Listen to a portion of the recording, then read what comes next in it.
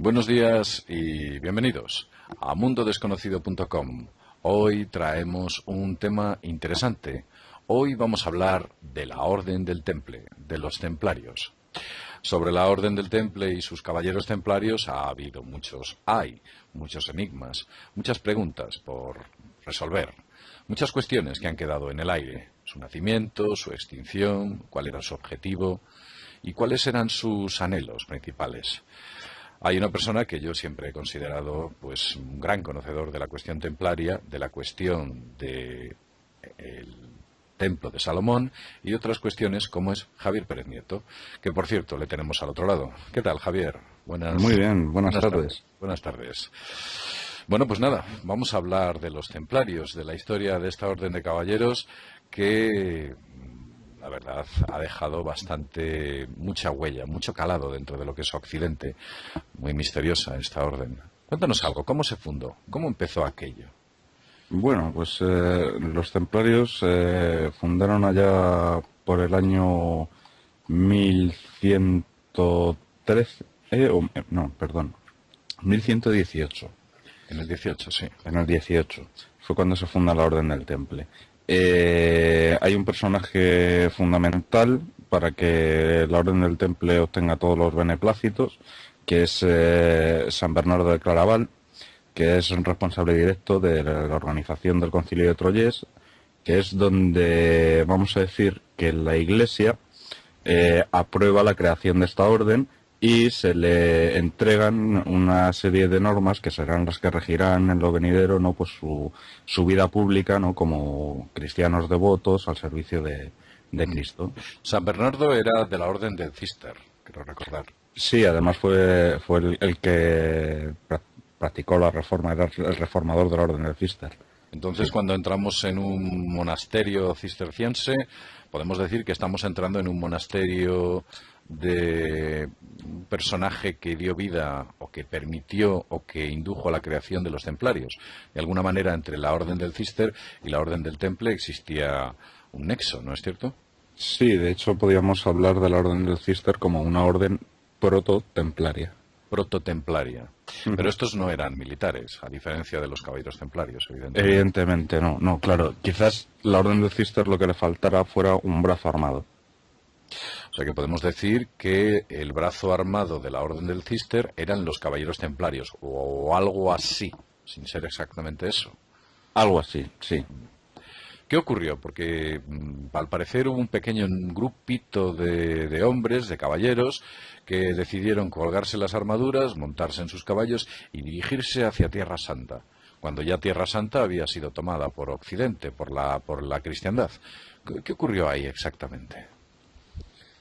¿Cuántos fueron? Sí, bueno, fue un grupo, hay quien dice que fueron 9, hay quien dice que fueron 11. Esto depende de interpretaciones. Pero lo cierto es que fue allí un grupo que, pese a estar constituidos como una orden militar, y quizás sea ahí donde la maten, estuvieron 9 años allí dando vueltas por aquel famoso templo y nunca jamás entraron en combate en esos 9 años, pese a que había cruzadas y había unas guerras en ciernes y de hecho habían invadido un territorio que no les pertenecía. Pero Nunca jamás. Al parecer, cuenta, no sé si la leyenda o los textos, que esta gente fue allí a defender al peregrino. Y sin embargo llegan allí y están 9 años sin hacer absolutamente nada. Efectivamente, sí. Ellos, la excusa para montar el tinglado que fue la Orden del Temple es efectivamente que iban a defender a los peregrinos que iban a Tierra Santa, pero nunca jamás entraron en combate en los primeros 9 años de estancia que estuvieron. O sea que lo de los peregrinos... Los caminos, nada. Lo de los peregrinos fue una excusa peregrina. Sí, nunca mejor dicho, sí. Bueno, ¿y qué hicieron durante esos 9 años? Llegan allí, el rey, que creo que era el rey Balduino, ¿no? Sí, Balduino II. Balduino II. Sí, cuéntanos. Les proporciona vamos a decir, un hospicio, un sitio donde asentarse, que a pesar de que eran los pobres caballeros de Cristo, vivían en un palacete cerca de lo que en tiempo fue el Templo de Salomón, que muchos historiadores o muchos entendidos sobre el tema de los templarios, dicen que su nombre, el nombre por el que eran conocidos, que era Caballeros del Temple, les venía dado por el Templo de Salomón. Y bueno, y en cierto modo así era. Lo que pasa que es que Tito, el romano Tito, en el año 70 después de Cristo, había destruido el templo. Lo que había allí cuando ellos asentaron era una mezquita. O sea, además creo que Tito dijo que no quería que quedara piedra sobre piedra. Creo que No, fue no, una no, o sea, especie sí. de destrucción, pero vamos, como con una hazaña terrible, como diciendo, a esta raza hay que extinguirla, no a esta raza, a este, digamos que el máximo símbolo de los judíos tiene que ser totalmente destruido, tiene que quedar piedra sobre piedra. Y así fue, quitando aquellos bajíos que se han redescubierto, no quedó piedra sobre piedra. Y de hecho los musulmanes edificaron allí la mezquita de Al-Aqsa, que bueno, también es conocida como Al-Aqsa Masjid, que es el templo de roca. Y de ahí es que reciban su nombre. O sea, de templo de Salomón y de cristianismo nada, islamismo puro y duro. Hay una cuestión, has hablado de Tito, hay una cuestión muy misteriosa al respecto. Los judíos tenían tres objetos sagrados. Esos tres objetos creo que eran la menorá, la mesa de Salomón y el arca de la alianza. Esos tres. Eso es lo que más veneraban dentro del templo. Su máximo tesoro. Cuando Tito invade Tierra Santa, que creo que fue en el año 30, en el año 50, puede ser, no recuerdo, aproximadamente. Cuando Tito invade aquella zona y deja piedra sobre piedra, los tesoros que captura se los lleva a Roma. Y cuando llega a Roma, entre otras cosas, le glorifican construyendo el Arco del Triunfo de Tito, que está al lado del Coliseo. Está al lado del Coliseo. Yo he tenido ocasión de ir allí y de verlo, el Arco del Triunfo de Tito. En el Arco del Triunfo del Tito hay un curioso bajorrelieve que voy a poner yo para que la gente lo pueda ver y que creo del que tú tienes foto y sabes perfectamente de lo que estoy hablando. Le voy a poner ahora para que la gente lo vea. Cuéntanos qué es lo que aparece ahí. Cuéntanos. Bueno, pues podemos ver, según lo estoy mirando yo, a la izquierda, la menorá, que es el famoso candelabro de 7 brazos judío, que además está bastante bien detallado, pero tiene también unos relieves y tal. Y luego podemos ver unos porteadores que llevan un objeto cuadrado en el que también se pueden ver dos trompetas, que muy probablemente fueran trompetas, las trompetas que se emplearon para tirar la ciudad las murallas de Jericó. Pero ese objeto cuadrado es una cosa que intriga.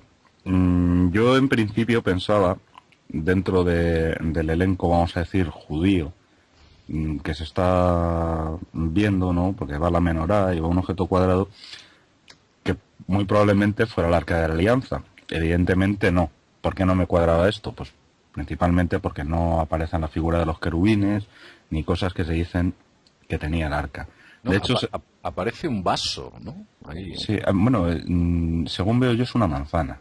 Una manzana, Una efectivamente. manzana, pero claro, eso que nos dice, aparte de los dos listones que hay en la parte superior del objeto, en oposición a que a los lados solo aparece un listón y debajo no aparece ninguno, porque ese camastro o ese jergón donde lo llevan, pues que es una mesa. Es una mesa. Ujú. Están llevando una mesa. ¿Qué mesa Efectivamente. podría ser? Pues si tenemos en cuenta que para que aparezca como trofeo de guerra en un bajorrelieve en el Arco del Triunfo de Tito, tiene que ser una mesa muy importante.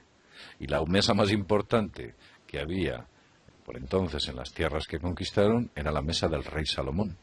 Claro, y esto entroncaría con aquella famosa teoría de la cueva de Hércules, en la que los godos o los bárbaros, las tribus bárbaras, ya una vez arrasaron con el Imperio Romano, la capturarían y la llevarían a Toledo, a ese enclave que sería la cueva de Hércules.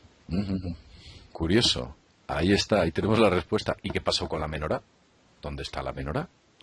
Pues según tengo noticia, vamos a decir, el pueblo judío se la reclamó al Vaticano, creo. Sí, creo que un ministro judío se la reclamó al Vaticano, que la debía tener en sus bodegas. Ujú. La menorá, ni más ni menos, que debía ser un pedazo, debía ser gigante, ¿eh? Un pedazo de candelabro inmenso. Pues a tenor de la foto, en comparación, pues sería casi tan alta como una persona. Sí, Casi. sí. Bueno, ya tenemos dos. Hemos localizado dos trofeos. La menorá y la mesa del rey Salomón. ¿Y dónde está el grande de los grandes? ¿Dónde está el arca de la alianza? ¿Está en Etiopía, como dicen algunas leyendas? Yo no lo creo. No lo creo porque esto sobre todo a raíz del culto Rastafari, ¿no? De los Rasta, que se vinculan, ¿no? Con Menelik, el hijo del rey Salomón y de Maqueda, que era la reina de Saba. De hecho, hay una población al lado de Toledo que se llama Maqueda, que era el nombre de la reina de Saba, Mm. en el que se supone que Menelik se llevó el Arca de la Alianza, pero yo tengo serias dudas al respecto, principalmente porque no creo yo que los judíos se dejaran arrebatar ya tan fácilmente el último de sus tesoros. Eso pienso yo. No creo que los judíos se dejaran robar el grande de los grandes, el gran tesoro. Entonces, vamos a ver. Tenemos 9 caballeros templarios que van a Tierra Santa. No defienden a los peregrinos. Son bien recibidos por el rey Balduino y están 9 años en un palacete. Ujú. ¿Qué estaban buscando? ¿Qué estaban haciendo? ¿Estaban buscando algo? Hay muchas teorías al respecto. ¿Tú qué opinas? ¿Qué hicieron? ¿Qué se sabe? Yo he oído algo de unas excavaciones. Sí, se sabe que estuvieron hurgando. Por eso digo, he dicho antes que se redescubrieron los bajíos del antiguo templo de Salomón, porque es que los templarios ya habían estado allí. De hecho, hoy uno puede ir allí y le dirán las partes en las que estuvieron investigando los templarios. Quizás esto habría que preguntarle a la Orden del Cister con qué información fueron los templarios allí y a qué es a lo que fueron. Eh, ¿Podían estar buscando el Arca de la Alianza? Muy posiblemente estuvieran buscando el Arca de la Alianza. Ahora, ¿la encontraron?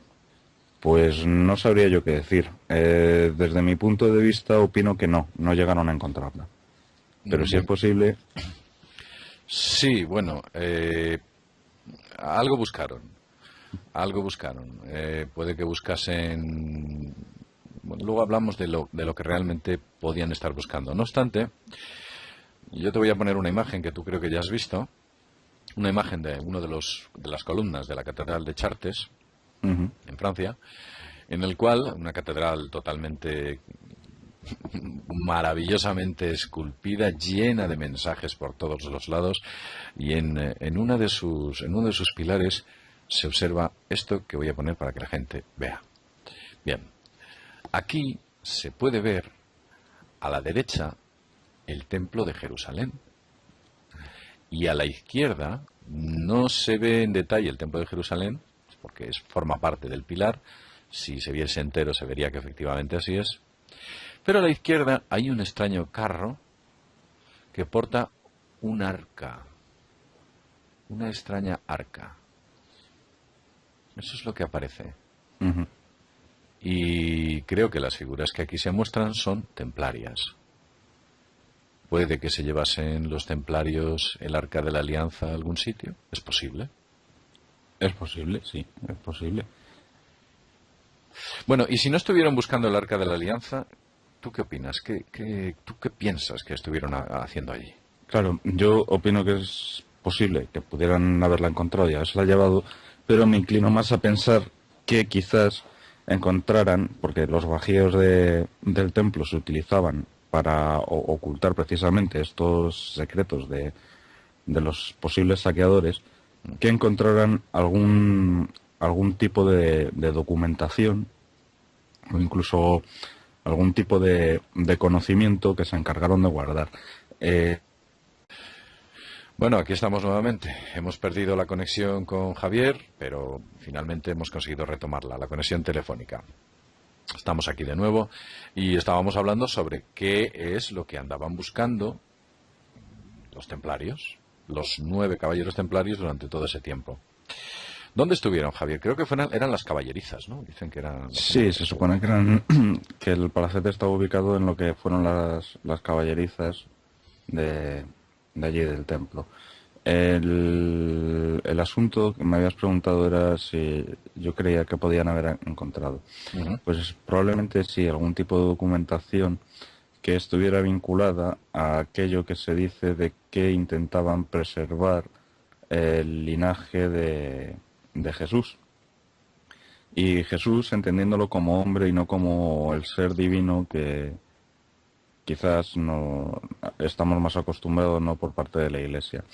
Eh, Se supone que la sangre de Cristo fue portada en su vientre, no, por María Magdalena, y allí fue llevada hasta Francia, que sería los descendientes, no, la estirpe de los reyes merovingios, que serían descendientes del rey David, los sucesores y descendientes de Cristo. Casas reales europeas que tienen vinculación con este linaje merovingio y que serían las que los templarios intentarían preservar o que podamos conocer hoy en la actualidad, pues una sería la Casa Real de Lorena, otra sería la Casa Real de los Augsburgo y otra sería la Casa Real Borbón, o sea, los Borbones, Juan Carlos I, rey de España. Nuestros Borbones. Eso es. Así que nuestros Borbones podrían tener sangre de Cristo, según esta teoría.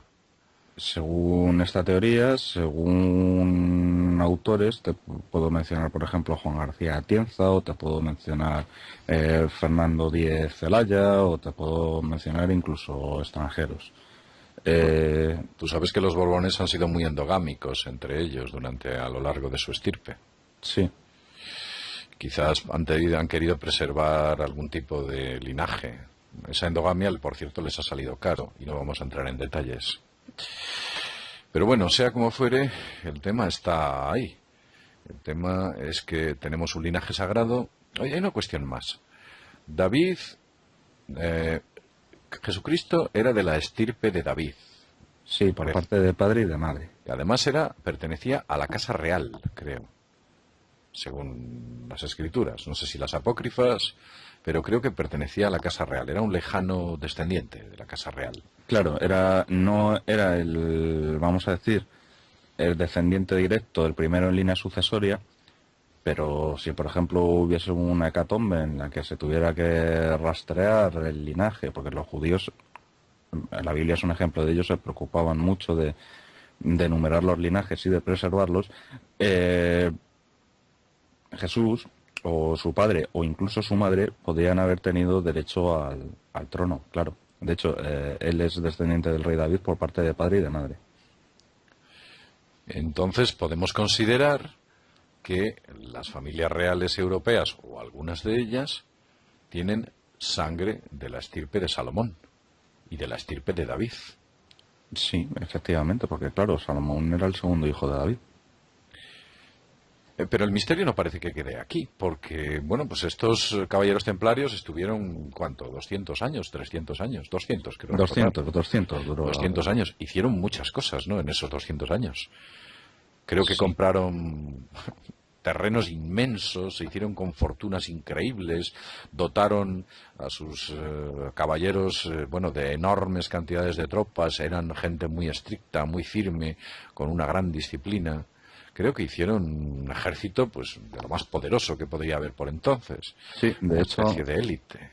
es curioso que digas eso porque vamos a decir, el grueso, la carne de cañón de lo que eran los templarios, era lo que en castellano se conoce como los turcópolos, que eran soldados mercenarios que se contrataban sobre el terreno y que servían para asesorar a varios niveles, como por ejemplo a nivel militar, cultural, geográfico. O sea, eran cicerones de los templarios que ellos bien pagaban. O sea, que nos podemos hacer una idea, aunque quizás no muy aproximada, del volumen monetario que los templarios podían llegar a invertir en... o lo debían tener para invertir en tales cosas. Además, estos turcópolos tenían muchos privilegios que, por ejemplo, otras órdenes afines no tenían siquiera. O sea, un turcópolo, más concretamente su jefe, el turcopolier, eh, podía tener relación directa con el máximo representante que hubiese allí mismo donde él estuviera, sin tener que pasar ningún tipo de control, criba o solicitar una audiencia. O sea, llegaba, hablaba y se retiraba. Mm, Ahora viene la pregunta del millón. Vamos a ver, ¿estos hombres cómo hicieron dinero? ¿Hacían dinero en base a el dinero o las dotes que recibían por parte de familias ricas cuando aceptaban a esos hombres dentro de sus filas? ¿O recibían el dinero de alguna otra manera? Porque a mí eso me Eso, parece claro. una respuesta muy pobre, Ujú. la primera posibilidad. No se hace uno con un volumen de poder, de bienes y de riquezas tan importante solamente, y además, claro, hubiera sido mucho más disperso esos terrenos y esas tierras que evidentemente si vas y decides comprar, pues no sé, 25.000 hectáreas de una zona porque sencillamente crees que es el sitio adecuado para construir algo. Sí, hay varias piezas para armar este puzzle.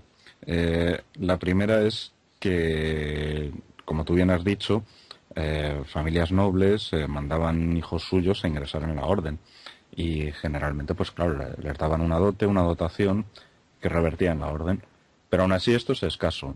Claro. También la cuestión de que estos presuntos documentos que relacionaron a ciertas casas reales con la estirpe de Jesucristo y que obraban en mano de los templarios, pudieran a lo mejor estar dándoles un rédito económico, ¿no?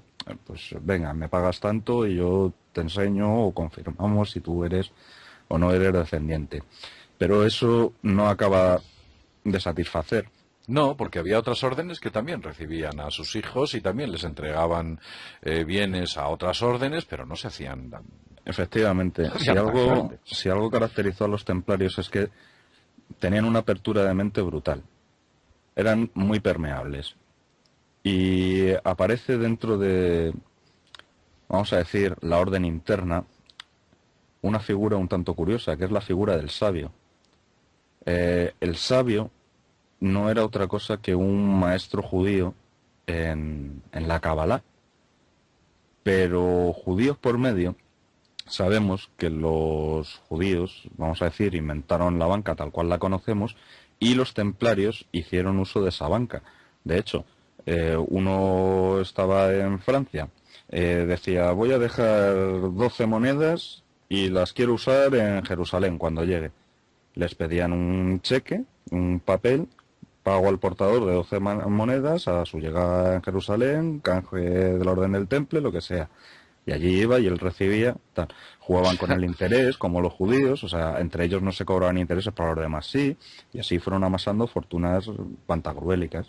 O sea que tenían sucursales, como los Ujú. banqueros actuales. Y no voy a decir cajeros automáticos, pero utilizando el sistema de cambio de moneda a papel y de papel a cambio de moneda nuevamente, pues evidentemente se ahorraban la posibilidad de que alguien les atracase durante el camino, no se iban a llevar nada, debido Efectivamente. a que ese papel solo cobraba valor cuando el portador del mismo, oficialmente, se presentaba a ese otro sitio donde iban y entregaba ese documento.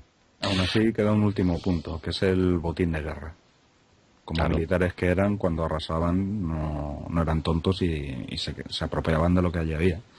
Pero qué botín de guerra había en Jerusalén, si ya había sido totalmente esquilmada, ya había sido totalmente allanada por Tito. Tampoco Sí, creo que hubiera. no, pero me refiero, o sea, como orden militar que eran, ellos mantenían combates con otras personas, incluso con cristianos.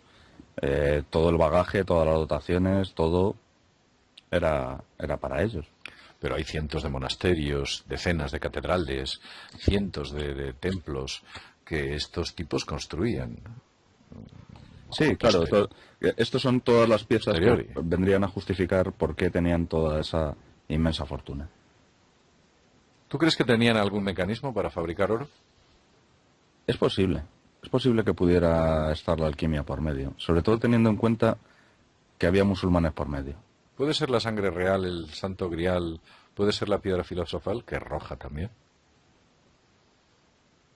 Pudiera ser, pudiera ser.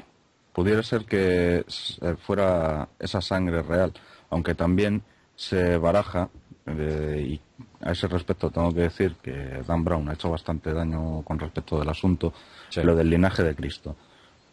Pero no es descartable, ya digo, habiendo musulmanes por medio, que son, vamos a decir, herederos directos de las culturas orientales, como pueda ser, vamos a decir, y grosso modo, la china o la hindú o tal, la alquimia no es desdeñable. No olvidemos que uno de los principales alquimistas era islámico, se llamaba Geber, Ujú. con lo cual aquella gente ya conocía la técnica, aunque fuera totalmente sucinta. La riqueza que ostentó al rey Salomón era enorme. Tú te he oído hablar en una ocasión de la riqueza del rey Salomón, de cómo Ujú. construyó aquel templo, de Ujú. que tiró la casa por la ventana, además, de que Sí. nadie sabía de dónde sacaba tanto dinero. Ujú. Es que, la verdad, bueno, los mejores mármoles, oro, lo mejor de lo mejor para construir el templo a Dios. Ahí no escatimaron ni en esfuerzo ni en dinero. Todo lo que hiciera falta. Y ese hombre sí que hizo conquistas, sí que tenía tesoros, pero no sé, me resulta... De hecho, es curioso que me digas esto porque en los textos bíblicos se habla de la legendaria tierra de Ofir, o se supone que es la tierra de Ofir, porque de lo que se habla es del oro de Ofir. Mm, O sorpresa, judíos por medio, la palabra que se emplea en hebreo para definir al plomo es oferet. O sea que es muy probable que ese oro de Ofir fuera oro alquímico, proveniente del oferet, que es el plomo. De ah, hecho, los judíos sabían tratar y penalizaron el uso del oro alquímico. Ellos sabían, y vamos, cualquier persona que esté relacionada con este tipo de metales, con los metales nobles, sabe que el oro en sí debe de contener una serie de impurezas, pues para que sea duro, para que no se rompa enseguida, lo para sé, que lo tal. conozco. Sí, sí, es cierto, es cierto. Sí, cuenta, sigue Bueno, contando, que la efectivamente, gente... y resulta que este oro alquímico, claro, es que era oro puro, no había ningún tipo de impureza. Por eso era muy fácil identificarlo. Y, y esto, entonces el asunto de Oferet, oro, o sea, plomo, con Ofir, oro de Ofir, muy probablemente estuviera la alquimia por medio. Pues posiblemente. Ofir, ofrenda, no sé. Ofrenda a los dioses, no sé. Todo esto me resulta demasiado sospechoso. ¿Y qué opinas tú del Baphomet? Explícanos cómo llegó esa figura a hacerse famosa. Creo que vino cuando a los templarios los detuvieron, los empezaron a interrogar. Por cierto, que creo que no los interrogaban, pues no sé, con una lámpara y haciéndoles preguntas insistivamente. Creo que utilizaban métodos más expeditivos.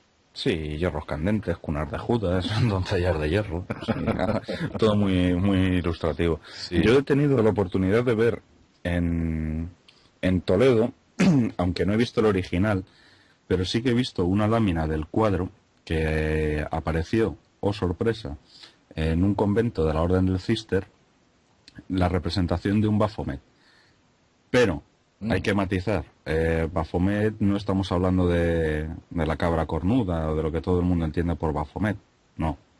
Estamos hablando del rostro trifaz, que se representaba así, que solo era un rostro barbado, que contestaba en código binario, o sea, es decir, con sí es o no es, a preguntas que hacían los templarios. Supuestamente Baphomet es una transliteración macabra que se hizo para acusar a los templarios de adorar al diablo representado como la negra cabra de Méndez, cuyo nombre era Bafumeti, a través de la palabra Mahomet en francés, que era el profeta del Islam, Mahoma, porque los templarios estaban estrechamente vinculados con el islamismo. O sea que Baphomet no es el nombre auténtico. De ese rostro no. Un autómata. Sí, un autómata. El conocimiento de la alquimia puede llevar a muchos y obrar muchos prodigios. Sí, de De hecho, hecho, Paracelso hablaba de los homúnculos famosos. efectivamente, y te iba a poner el ejemplo de Paracelso porque él habla, aparte del trabajo alquímico, como la gran obra, como la medicina, el oro potable y tal, también habla de autómatas y también habla de los homúnculos, ¿no? Que ya sería pues ingeniería genética. Vamos, de hecho, que es un niño probeta, un homúnculo. Efectivamente, así es. De alguna manera, cierto. Todo esto es muy misterioso. En realidad, casi hemos creado más dudas que dado soluciones. Nosotros lo único que podemos hacer es especular sobre las mismas y mostrároslas a vosotros. Vosotros podéis tomar la decisión de pensar que es por un camino o por otro. Lo realmente cierto es que aquello sucedió. Eso fue un hecho real. Y las consecuencias de todo aquello las estamos, yo creo que, viviendo incluso hoy. Una especie de reacción en cadena, y hoy estamos sufriendo todo lo que es el resultante de la misma. Sea como fuere, creo que hay muchas cosas más sobre este tema. Hay un párroco, ¿no?, en Berenguer-Saunier, en Rennes-le-Château, creo que era Rennes-le-Château, sí, en Rennes-le-Château, llamado Berenguer-Saunier, que creo que también sobre él se pueden decir muchas cosas. Pero el programa de hoy ya se ha hecho muy largo. Quizás deberíamos dejarlo para otro día. Hablar del misterio de Rennes-le-Château es muy largo. Todo lo que es el simbolismo que se puede encontrar en la iglesia de Rennes. Creo que también el simbolismo que se puede encontrar dentro del cementerio, el simbolismo que aparece dentro de aquella villa que se construyó aquel párroco, Berenguer-Saunier, y la cantidad de dinero que manejó aquel hombre. Sabes de qué estoy hablando, ¿no? Sabes perfectamente. Sí. Sí, manejó muchísimo dinero. Sí, por cierto, de hecho construyó una torre, la Torre Magdala. La Torre Magdala construyó muchas cosas. Las carreteras, todo. Sí, la carretera del pueblo a la general, vamos a usar este término, que por cierto está en una altananza. Entonces la carretera es bastante complicada, pues este hombre la financió. Aparte que era un cura que no tenía recursos económicos, estaba prácticamente en bancarrota. Y de la noche a la mañana, este hombre se hace con una inmensa fortuna. Yo creo que deberíamos dedicarle un programa especial a él. Quizás, sí, ¿por qué no? Sí, hablar sobre esta extraña figura. Bueno, Javier, pues ya hemos estado, no lo sé, tal vez una media hora aproximadamente hablando sobre el misterio de los templarios. Hay mucho más de qué hablar. Si vamos a las ermitas que construyeron los templarios y los monasterios, así como los castillos o las iglesias que edificaron, en todas ellas vemos unos extraños símbolos, tanto en los suelos como en sus ventanales, como esculpidos en sus pilares o en sus accesos. Todo esto, sí. Y ellos hablaban, ahí estaban diciendo cosas, muchas cosas, pero para entenderlas hay que tener un conocimiento previo, que se llamaba iniciación, o ellos lo llamaban iniciación al conocimiento. Iniciados eran muy poco. Que nada tiene que ver la iniciación con la iluminación, que hay gente que lo confunde. Iniciación es una cosa y la iluminación es otra distinta. Aunque algunos, cuando se les inicia, piensan que se les ilumina la mente. Ya empiezo a entender lo que me tratan de decir en estas catedrales. Bueno, pues si quieres dejamos para la próxima semana, el tema. La próxima semana no, porque estaré en Santander. Ya aprovecho para decir que el próximo sábado y domingo hay el Congreso de Ciencia y Espíritu en Santander, en el cual, bueno, pues intervendré yo sobre la Tierra hueca, versión 4. Nuevas pruebas sobre la posibilidad de que la Tierra sea hueca. Y bueno, pues nada, Javier, agradecerte tu sabiduría, que estés aquí, que nos hayas contado todas estas cosas y bueno, pues te emplazamos para en otro momento hablar de Berenguer-Saunier y por supuesto leer tus magníficos artículos que estás poniendo en mundodesconocido.com. Ahí están esos interesantes artículos que desarrolla Javier Pérez Nieto. Bueno, Javier, un fuerte abrazo para ti. Otro para ti y para todos los audioyentes, telespectadores. Muy bien. Hasta